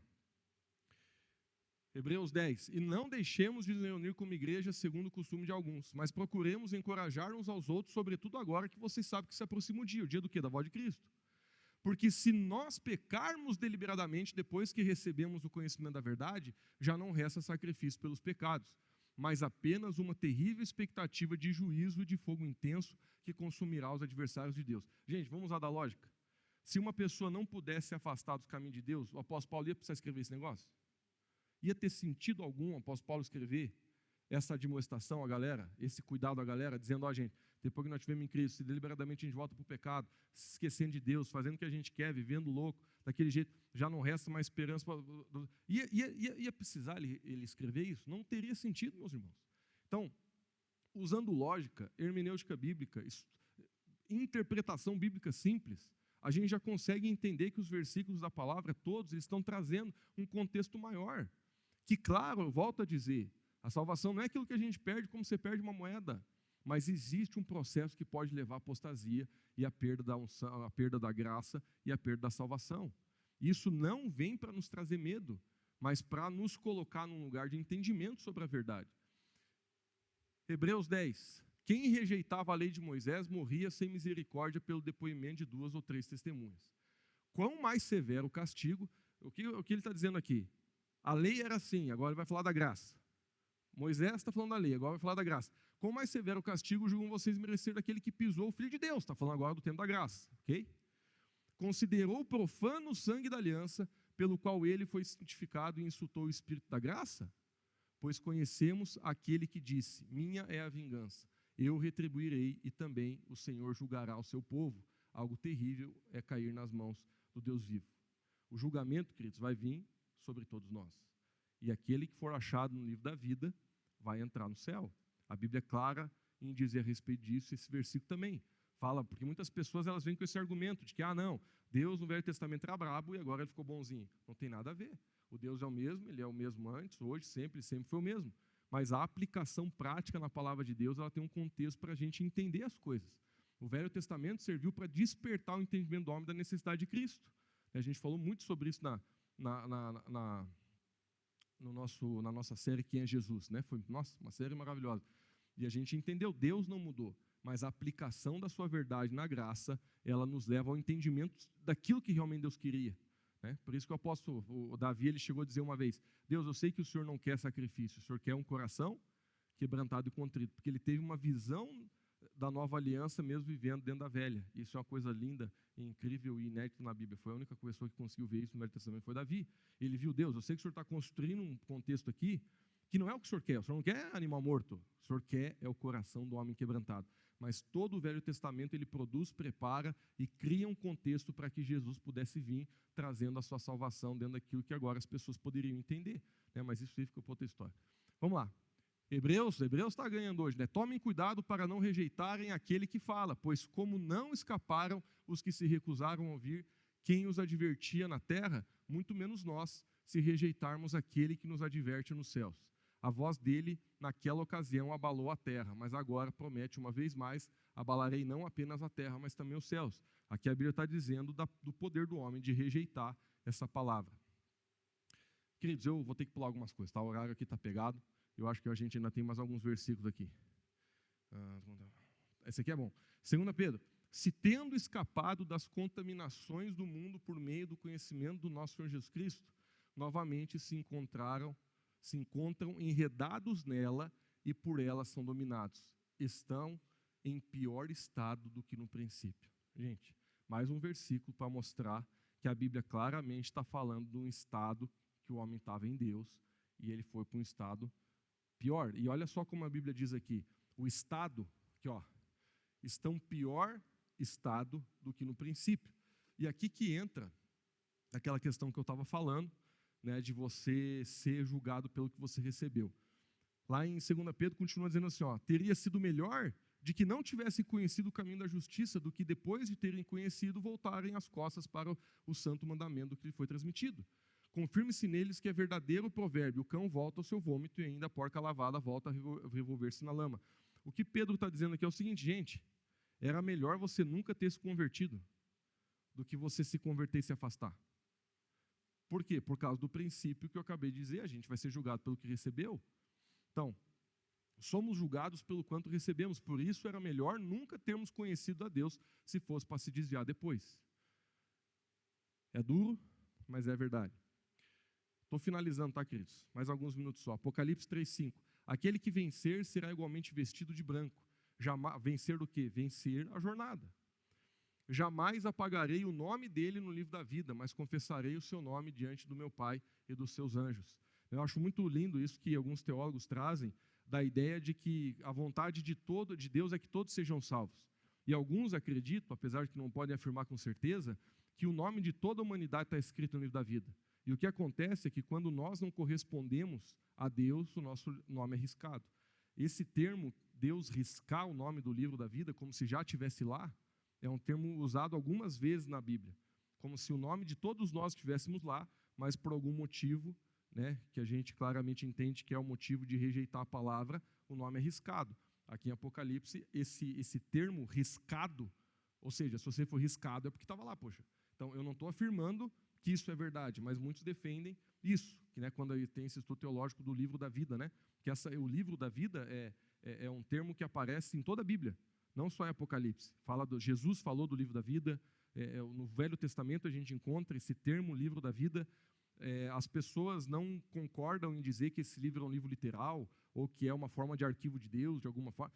A gente não sabe definir o que na prática significa esse livro, mas a Bíblia fala dele em vários momentos, então a gente sabe que Deus tem um lugar de registro do nome daqueles que são salvos, e aqui em Apocalipse a Bíblia fala que esse nome pode ser riscado. Lá ainda em Apocalipse a Bíblia fala, venho em breve, apegue-se ao que você tem, para que ninguém tome a sua coroa. E ainda em Apocalipse, senão que se apeguem com firmeza ao que vocês têm até que ele venha. A Bíblia dá continuamente, queridos, essa ideia de que a gente precisa perseverar e que existe uma responsabilidade humana dentro desse processo. Agora a gente vai entrar na parte final do nosso estudo de hoje à noite, porque agora a gente falou sobre a perda da salvação. Eu espero que você esteja já convencido que, né, dentro dessa ideia de que uma pessoa pode perder a salvação. É muito difícil, querido, a gente tentar combater todos os versículos que a gente leu dizendo que não, é uma interpretação errada, que a gente... Olha, eu vou ser honesto para vocês, eu estudei as pessoas que acreditam o contrário, é muito difícil ficar do outro lado. Porque a Bíblia é muito clara, a Bíblia é muito, sabe, por mais que existam vários versículos que falam de forma direta, assim, Deus dá e não tira, tem vários versículos que falam, mas se você, como eu falei, quando você começa a se afastar para ver o contexto teológico dos versículos, dos textos, para que estavam sendo aplicados, você não consegue ficar naquele lugar, entendeu? Então, por isso que nós, como igreja, cremos que sim, uma pessoa ela pode viver o processo da apostasia e perder a salvação. Então, agora a gente vai finalizar falando de predestinação, que é outro tema muito discutido, talvez até quase mais do que a questão da perda da salvação. Vamos lá. Os dois primeiros versículos, eles já são um tiro na cara. O primeiro deles está lá em 1 Pedro 1,2, que diz assim, ó, olha só, presta atenção. Talvez você já leu esse versículo, nunca prestando atenção nessa ótica. Vamos ler junto. Escolhidos de acordo com a presciência de Deus Pai, pela obra santificadora do Espírito, para a obediência a Jesus Cristo e a expersão do seu sangue, graça e paz sejam multiplicadas a vocês. Queridos, o que a Bíblia está dizendo aqui? Que nós, lendo o texto aqui, somos escolhidos de acordo com a presciência. Vamos lá, estou até falando mais devagar, tá? Porque isso aqui não é tão fácil não é que não é fácil de entender, mas é uma coisa que a gente não está acostumado a conversar. Deus, ele não vive dentro da cronologia do tempo. Deus, a Bíblia fala que ele é o início, ele é o fim. Ele vê o início pelo fim, ele vê o fim pelo início. Deus, ele sabe o que você vai fazer amanhã, Deus sabe o dia que você vai morrer, Deus sabe cada decisão que você vai tomar na vida, mas isso é a presciência de Deus, que nada tem a ver com o livre-arbítrio do homem. Vou desenhar. Deus sabe que você ia estar aqui hoje à noite, mas o fato de ele saber que você estaria aqui hoje à noite não tira em nada a ideia de que foi você que tomou a decisão de vir. Estou falando devagar para você entender. Bem simples, ok? Então, por que nós não cremos na predestinação e na eleição como os calvinistas? Porque todos os momentos e não são poucos, tá? Todos os momentos que a Bíblia fala de predestinação e eleição, e são muitos, inclusive é o motivo pelo qual tem muita gente que acredita nisso, nós cremos que a Bíblia está falando aquilo baseado na presciência. Ou seja, Deus, ele fala que ele escolheu de antemão porque ele já viu aqueles que iam tomar a decisão de corresponder a ele. O que o calvinismo e muitas outras linhas teológicas ensinam que a gente não acredita? Que Deus, pela sua misericórdia, viu um mundo caído, que não tinha condição nenhuma de por si só tomar uma decisão para voltar para ele, e ele, pela sua misericórdia, então, escolheu alguns, Ninguém sabe como, ninguém sabe o critério, ninguém sabe o porquê, ninguém sabe como foi, mas Deus escolheu alguns para serem salvos. E essas pessoas, elas vão ser salvas independente do que acontecer no planeta. Existe já a determinação da salvação, o Evangelho vai encontrar a vida delas, quando o Evangelho encontrar, é uma graça irresistível, a pessoa nem tem decisão sobre aquilo, porque dentro dela já existe, dentro do coração dela, a pré-determinação de aceitar, ou seja, não existe livre-arbítrio verdadeiro. Por mais que você escolha se você toma Nescau ou Toddy, a decisão de você se entregar a Jesus não é uma decisão sua, é uma decisão que Deus tomou por você.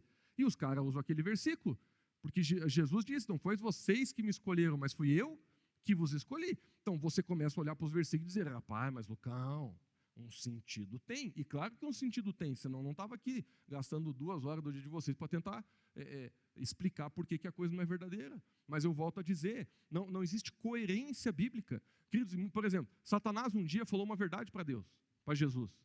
Na segunda tentação no deserto, ele falou assim, ó, a Bíblia diz que você dá ordem aos anjos, eles são obrigados a obedecer você. Né? Segunda tentação, quem está lá? Jesus é levado para cima do cume do templo, Satanás, na segunda tentação, falou para ele se jogar. Ele usa um versículo bíblico. Então, Jesus, ele não diz que aquilo não era um versículo bíblico. O que Jesus disse mas também está escrito.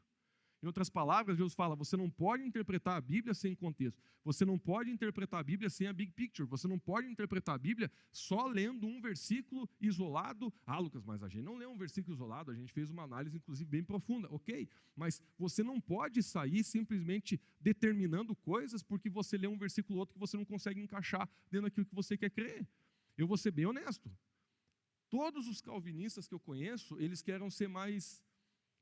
parecem ser mais gente boa, porque chega um lugar que eles pensam assim, não, Lucão, eu não vou concordar com você, e você não vai concordar comigo, porque chega um momento que o calvinista ele não consegue mais lutar contra nossos argumentos, e os arminianos parecem mais sujeirão, parecem mais ruim, por quê? Porque os nossos argumentos, eles matam todos os argumentos calvinistas, então a gente parece ser mais ruim, porque, vocês não querem a unidade do corpo de Cristo. Não tem nada a ver, gente, nós temos que amar todo mundo. Eu acredito que tem calvinista que vai para o céu. Só que a questão é que a nossa explicação teológica, principalmente baseado nesse versículo de 1 Pedro, que fala da presciência de Deus, interpretando a eleição e interpretando a predestinação, ela consegue, no bom sentido, engolir todos os versículos que os calvinistas querem trazer para nós, dizendo, não, a eleição é clara, a predestinação é clara. Então, ponto 1. Existe predestinação e eleição na Bíblia? Sim, inegável. A gente não pode dizer que não existe. A gente não pode, mas no que é baseado a eleição e a pré-eleição? Estou repetindo para você não esquecer. Baseado na pré-ciência de Deus.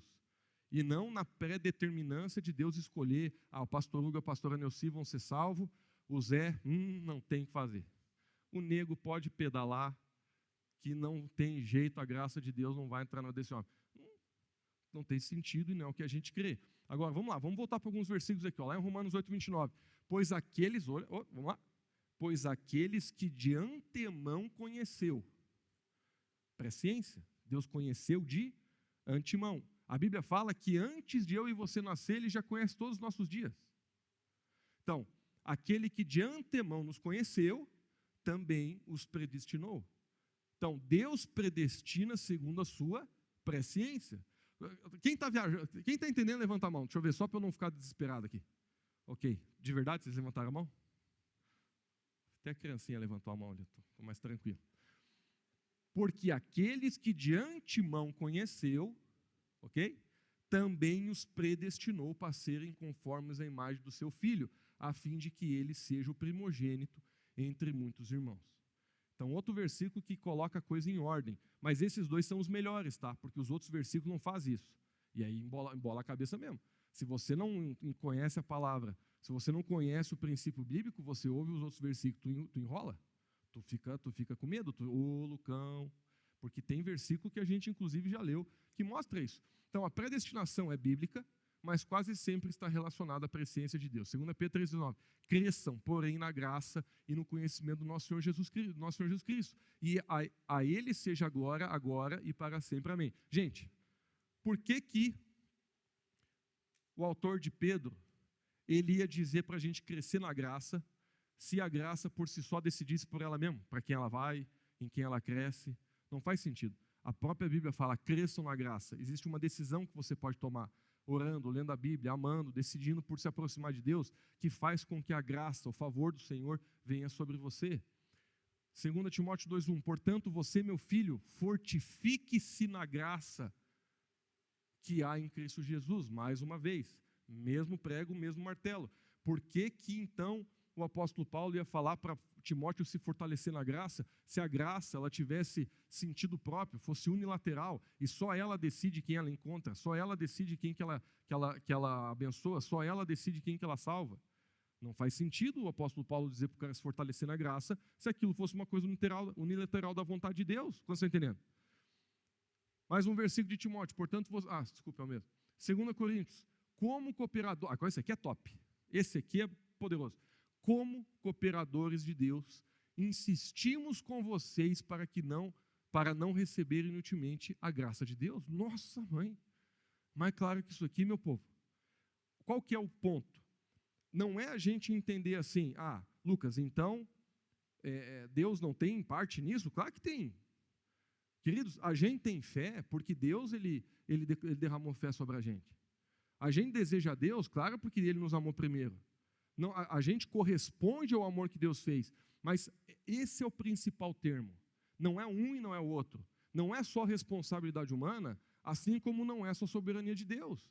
Claro que, por exemplo, tem um versículo que diz que é a bondade de Deus que leva ao arrependimento. Aí o que o calvinista fala? Que é por causa da bondade de Deus que Ele faz com que alguns se arrependam. Mas não é isso que o versículo fala. O que o versículo fala é que quando uma pessoa conhece a bondade de Deus, é que ela tem vontade de se arrepender de verdade. Então, a bondade de Deus, ela tem o poder de gerar dentro de mim a resposta do arrependimento. Essa que é a interpretação correta bíblica. Então, nós precisamos, meus irmãos, entender o que a Bíblia fala a respeito desse texto. E a Bíblia fala, nós somos cooperadores. Deus, claro, se Ele não tivesse morrido. Sabe, eu sempre vi, na minha vida, eu não sei se você concorda com a sua, que Deus sempre está tentando atrair você para Ele. Tu não percebe isso aí na tua vida? Às vezes tem uma pessoa que vai lá e fala contigo, às vezes você está desanimado, daqui a pouco alguém te manda uma mensagem. Sabe, eu não sei qual que é a tua história de conversão, mas eu tenho certeza que a grande maioria de vocês diz assim, Lucas, parece que Deus sempre me perseguiu, parece que Deus sempre tentou me chamar para perto dele. O que é isso? Esse é o amor de Deus, é a misericórdia de Deus. Claro que Ele quer nos alcançar, claro que Ele quer vir sobre nós, mas o que Deus faz? Ele vem e bate na porta. Não é o que está escrito em Apocalipse? Eis que estou à porta e bato. Se tudo fosse de Deus, não existe porta, meu amigo. Se tudo fosse Jesus, a Bíblia descreve assim, eis que estou na porta e entro sem bater. Porque eu que sei. Eu sei que eu estou sendo um pouco sarcástico, mas é essa a interpretação. Mas Jesus não diz isso. Jesus fala, eis que eu estou à porta. E essa figura é maravilhosa. Porque essa é a misericórdia de Deus. Ele sempre está tentando te atrair. Ele sempre está tentando usar pessoas para levar você a conhecer mais Ele. E Ele está lá, batendo na porta. Essa figura é linda. Parece que toda hora existe um incômodo no nosso coração. Vem orar, vem buscar a presença, larga esse pecado. Existe uma consciência, para quem nasceu de novo, de você entender, rapaz, eu não posso fazer isso, eu não posso continuar nesse caminho, porque Jesus está ali, batendo na porta do teu coração. Agora, Jesus é claro, quem abrir a porta e deixar-o entrar, eu cearei com ele.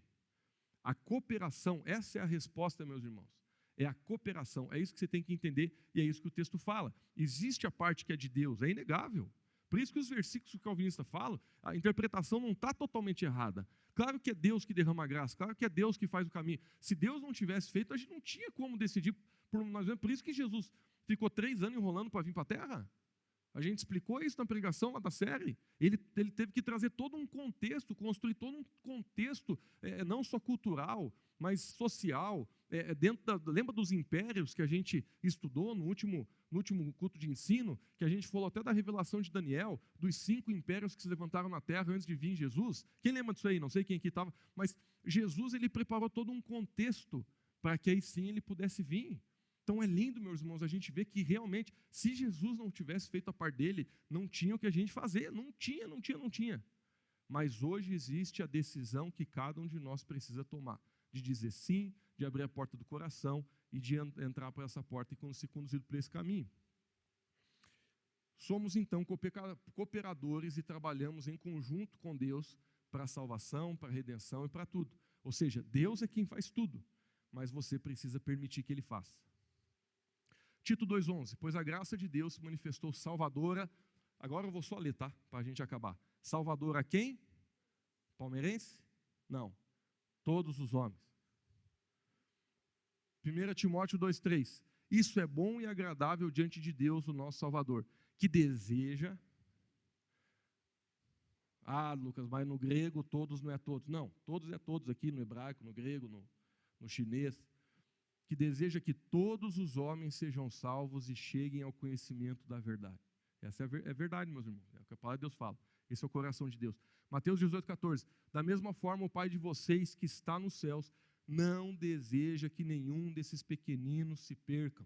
Ah, está falando só dos eleitos. Por que ele ia escrever isso se os eleitos não têm como se perder? Pelo amor de Deus. Se o eleito não tem como se perder, porque ele vai perseverar até o fim, então por que Jesus ia dizer não, que Deus não quer que nenhum se perca, porque eles podem se perder? Hebreus 2,9, vemos todavia aquele que por um pouco foi feito menor do que os anjos, Jesus, coroado com honra e glória por ter sofrido a morte, para que, pela graça de Deus, experimentasse a morte em favor de todos.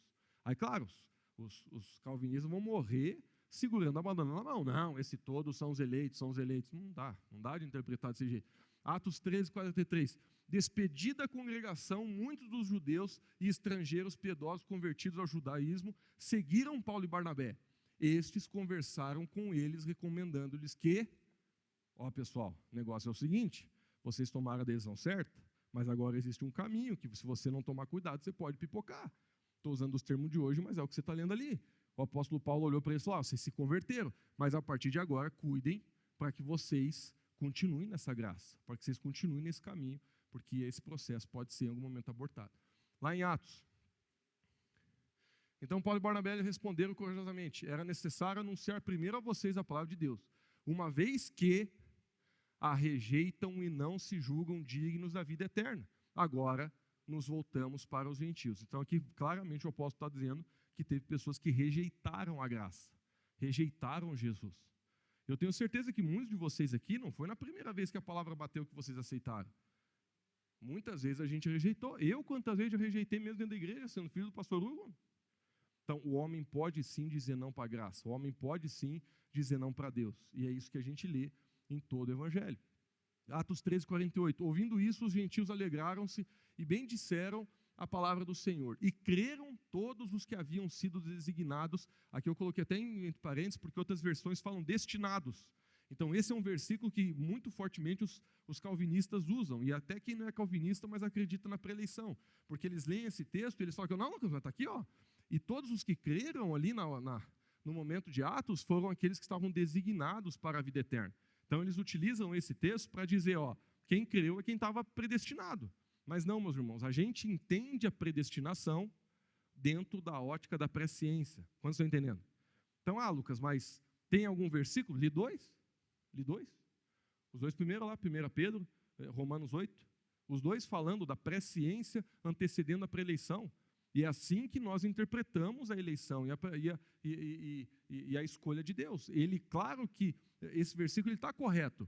Todos que haviam sido destinados, mas eles não foram destinados porque Deus escolheu que uns fossem e outros não fossem. Eles foram predestinados porque Deus de antemão conhece o coração e sabe quem quer dizer sim ou não. Lucas 13:34. Aqui é aquele versículo da galinha. Jesus dizendo, Jerusalém, Jerusalém, você que mata os profetas e apedreja os que são enviados, quantas vezes eu quis reunir vocês como a galinha junto aos pintinhos e vocês não quiseram. Jesus claramente aqui está enfatizando a vontade humana, a decisão de rejeitar a palavra, a decisão de não ir para Jesus, a decisão de não quebrantar o coração. João 5, vocês estudam cuidadosamente as Escrituras, porque consideram que nelas tem a vida eterna. E são as Escrituras que testemunham a meu respeito. Contudo, vocês não querem vir a mim para terem vida. Mais uma vez aqui, o próprio Jesus está dizendo, vocês estudam a palavra, vocês querem saber da palavra, vocês querem explicar a palavra, mas o mais importante vocês não querem. E Jesus diz, vocês não querem vir a mim. Jesus está mostrando claramente que existe um desejo humano que não quer ir a Deus. Aí, claro que o pessoal vai dizer, não, mas é que esses não foram escolhidos. Pá, olha, difícil. João 12:48. Há um juiz para quem me rejeita e não aceita as minhas palavras. A própria palavra que proferi o condenará no último dia. Mais uma vez, Jesus dizendo que há um juiz para quem me rejeita, o homem rejeitando a graça e a vontade de Deus. Mateus 23:13. Ai de vocês, mestres da lei, fariseus hipócritas, vocês fecham o reino dos céus diante dos homens. Vocês mesmos não entram, nem deixam entrar os que estão prestes a entrar. Olha só. Deus, Jesus aqui, ele não só está falando que você pode rejeitar Deus, como você pode influenciar outras pessoas a rejeitar. Gente, olha o texto, olha a importância do texto. Jesus está dizendo, ai de vocês, mestres da lei, fariseus e hipócritas. Está falando do povo religioso, aquela galera que Jesus fechava o pau, eram os caras que mais conheciam da Bíblia. E ele fala assim, em outras palavras, vocês estão impedindo aqueles que deveriam de entrar. Ou seja, nós podemos inclusive exercer influência negativa para que pessoas que Deus quer salvar, que são todos, inclusive, não encontram salvação. Vamos ler de novo ali, ó. Vocês fecham o reino dos céus diante dos homens. Vocês mesmos não entram, nem deixam entrar os que estão prestes a entrar. Se a gente acredita na predestinação, como os calvinistas acreditam, como é que a gente explica esse versículo daí? Como é que a gente explica o que Jesus está falando?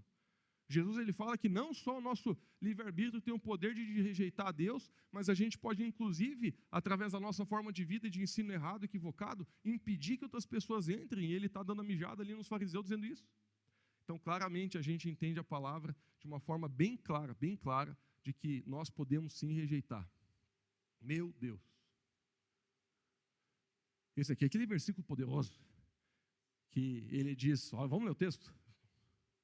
Estou acabando. Vejam que hoje ponho diante de vocês vida e prosperidade, ou morte e destruição.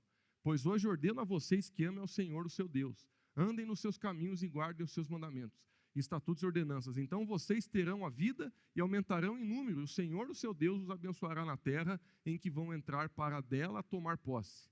Se, todavia, o seu coração se desviar e vocês não forem obedientes, mas se deixarem levar, prostrando-se diante de outros deuses para adorá-los, eu hoje declaro a vocês, sem dúvida, vocês serão destruídos. Que desse versículo claramente mostra o poder da adesão humana.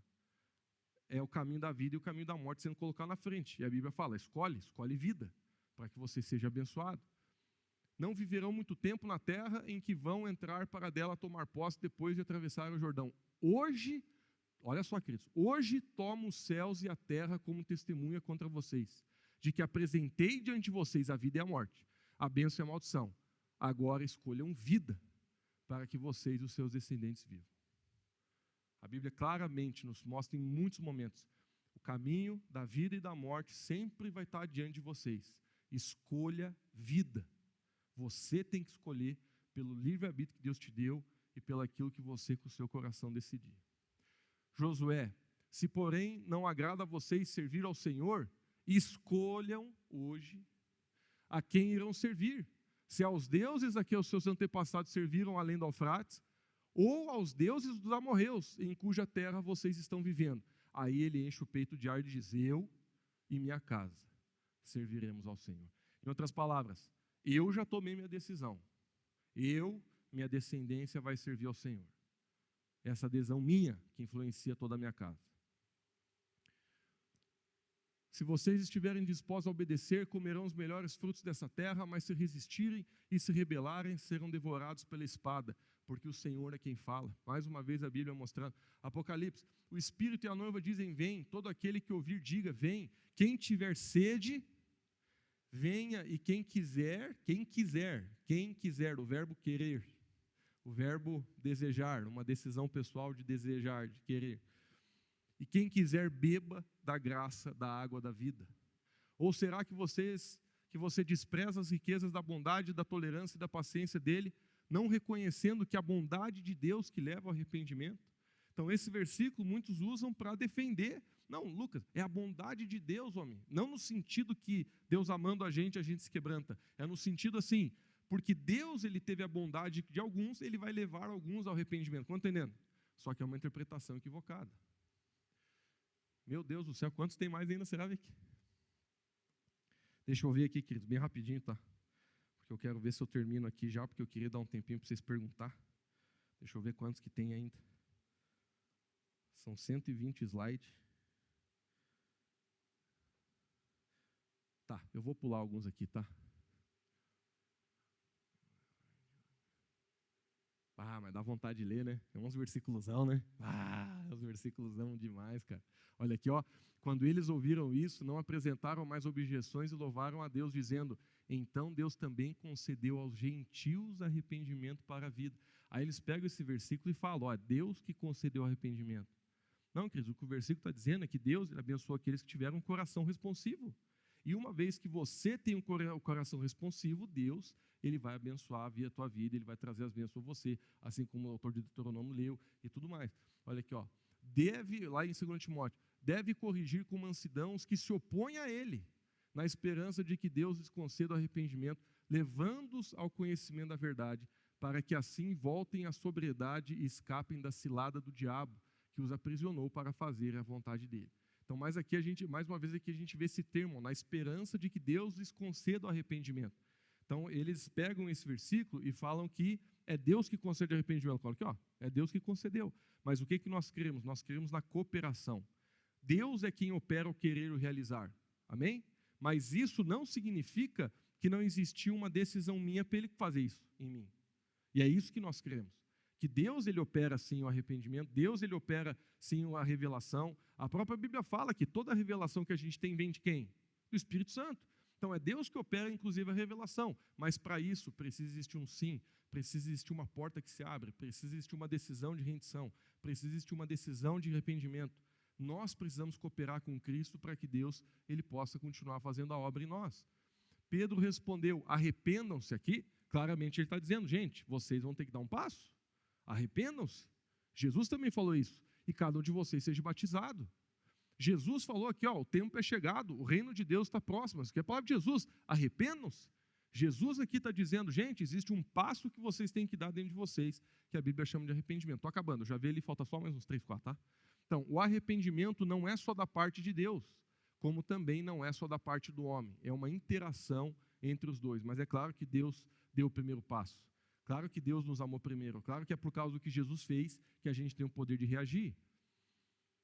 João 6,37, todo aquele que o Pai me der virá a mim, e eu jamais rejeitarei aquele que vier a mim. Aí eles pegam esse versículo e falam: ó, a Bíblia está dizendo que aqueles que Deus deu vai vir até mim. Queridos, aqui a Bíblia está dizendo claramente que aqueles que aceitam a palavra de Deus, claro que vão vir a Cristo, mas isso não está falando, não está dizendo, não está narrando que Deus, Ele determinou que alguns vão ser salvos e outros não. Se a gente lê o versículo pela outra ótica, vai parecer que o que está falando é isso mesmo. Mas quando você entende a presciência de Deus e você começa a interpretar por esse ponto de vista, que na minha opinião é muito mais coerente, biblicamente falando, você consegue entender esses versículos. Lá em João 5,4, contudo, vocês não querem vir a mim para não terem vida. Aqui Jesus mesmo falou: vocês não querem vir a mim. Então, significa que os dois versículos são errados? Significa que os dois versículos, ô Lucas, é a mesma pessoa que falou, é Jesus. Jesus é bipolar? Jesus está tendo um biruleipe? Uma hora ele fala uma coisa, outra hora ele fala outra. Não, nós temos que ler todo o contexto bíblico.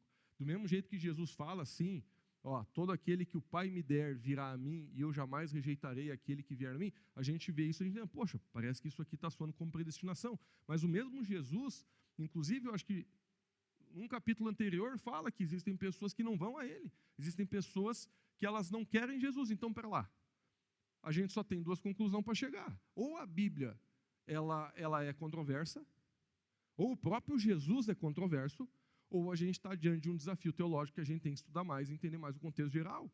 E é isso que a gente está fazendo aqui hoje à noite. Porque existem muitos versículos, meus amigos, que se a gente for colocar um para brigar com o outro, vai parecer que um está falando uma coisa e o outro está falando outra. Mas dentro do contexto bíblico, dentro do estudo aprofundado de você entender o que Jesus fala em outros momentos, a gente vai conseguindo ter uma conclusão que consegue explicar o contexto. Você consegue ter uma ideia bíblica muito mais coerente. Inclusive, os teólogos chamam de coerência bíblica. É quando você tem que explicar uma coisa que parece que se diverge. Mas não, Jesus não está dizendo aqui em João 6 que Deus escolheu alguns e aquele que Deus escolheu vão dar um jeito de achar ele. O que Jesus está dizendo é que, de acordo com a presciência de Deus, tem as pessoas que Deus sabe que vão vir até Ele, e esses, claro, que quando o evangelho bater na vida deles, vão aceitar. Mas não porque eles não têm o poder de decidir, mas é porque Deus, pela sua presciência, já sabe se você, inclusive, ia comer hoje à noite ou não, se você quantos dias você ia viver na tua vida, se você ia comer carne vermelha ou não. Todas as coisas da nossa vida Deus sabe, das mais importantes e das menos importantes. E é diante dessa ideia que a gente consegue explicar aquilo. Então, aqui, ó, vamos finalizar, tá, queridos? Falta acho que 2, 3 versículos. Contudo, vocês não querem vir a mim. Aqui Judas, ó, aquele que é poderoso para protegê-los de tropeçar e apresentá-los sem mácula e com grande alegria diante da sua glória. Aqui os calvinistas dizem assim, ó, é Deus que impede de tropeçar. Não é uma adesão tua. A Bíblia dentro está dizendo que é Ele que protege. Então você vai permanecer fiel até fim, porque Ele te protege de proteção. Mas então, se esse versículo está certo, o que a gente faz com esse outro? Portanto, irmãos, empenhem-se ainda mais para consolidar o chamado e eleição de vocês. Pois se agirem dessa forma, jamais tropeçarão. O que a gente faz? Rasga os dois textos? E diz que um está contrário ao outro? Não, a gente tem que ter coerência bíblica, a gente tem que entender o que Jesus fala em outros momentos, a gente tem que tentar observar com uma força maior, estudar mais. Quando vocês entendem, queridos? Esse finalzinho aqui, eu estou tentando levar vocês a entender de uma forma, pô, Lucão, pior que dá uma complicada. Mas são versículos que parecem brigar entre si, mas eles não estão brigando entre si. Você só tem que entender as coisas de uma forma mais geral, que é o que a gente fez nessa última 1h30 que eu expliquei para vocês, o princípio da presciência, da teoria da salvação e de muitas outras coisas. Filipenses, estou convencido de que aquele que começou a boa obra em mim é fiel para completá-la em Cristo Jesus. Mesmo Filipenses diz, assim, meus amados, como sempre vocês obedeceram, não apenas na minha presença, mas agora muito mais na minha ausência. Ponham em prática a salvação de vocês com temor e tremor, pois é Deus quem produz em vocês tanto querer ou realizar de acordo com a boa vontade dEle. Então, esse versículo ele está falando, é Deus que produz o querer e realizar. Mas o próprio apóstolo Paulo, mesmo texto, fala, mas vocês precisam desenvolver e cuidar da salvação. Então, por isso que eu digo, meus irmãos, não é só Deus, não é só o homem, é a cooperação. É eu entendendo que eu preciso responder ao que Deus fez, aquilo que Ele derrama, aquilo que Ele me mostra, entendendo que Ele criou o caminho, Ele que opera o que Ele realizar, claro que sim, porque sem aquilo que Deus fez, como que a gente faria a nossa parte? Em outras palavras, a gente só consegue caminhar no caminho que Deus criou, porque não existia o que a gente pudesse fazer por nós mesmos. Acabou, graças a Deus, vamos ficar de pé.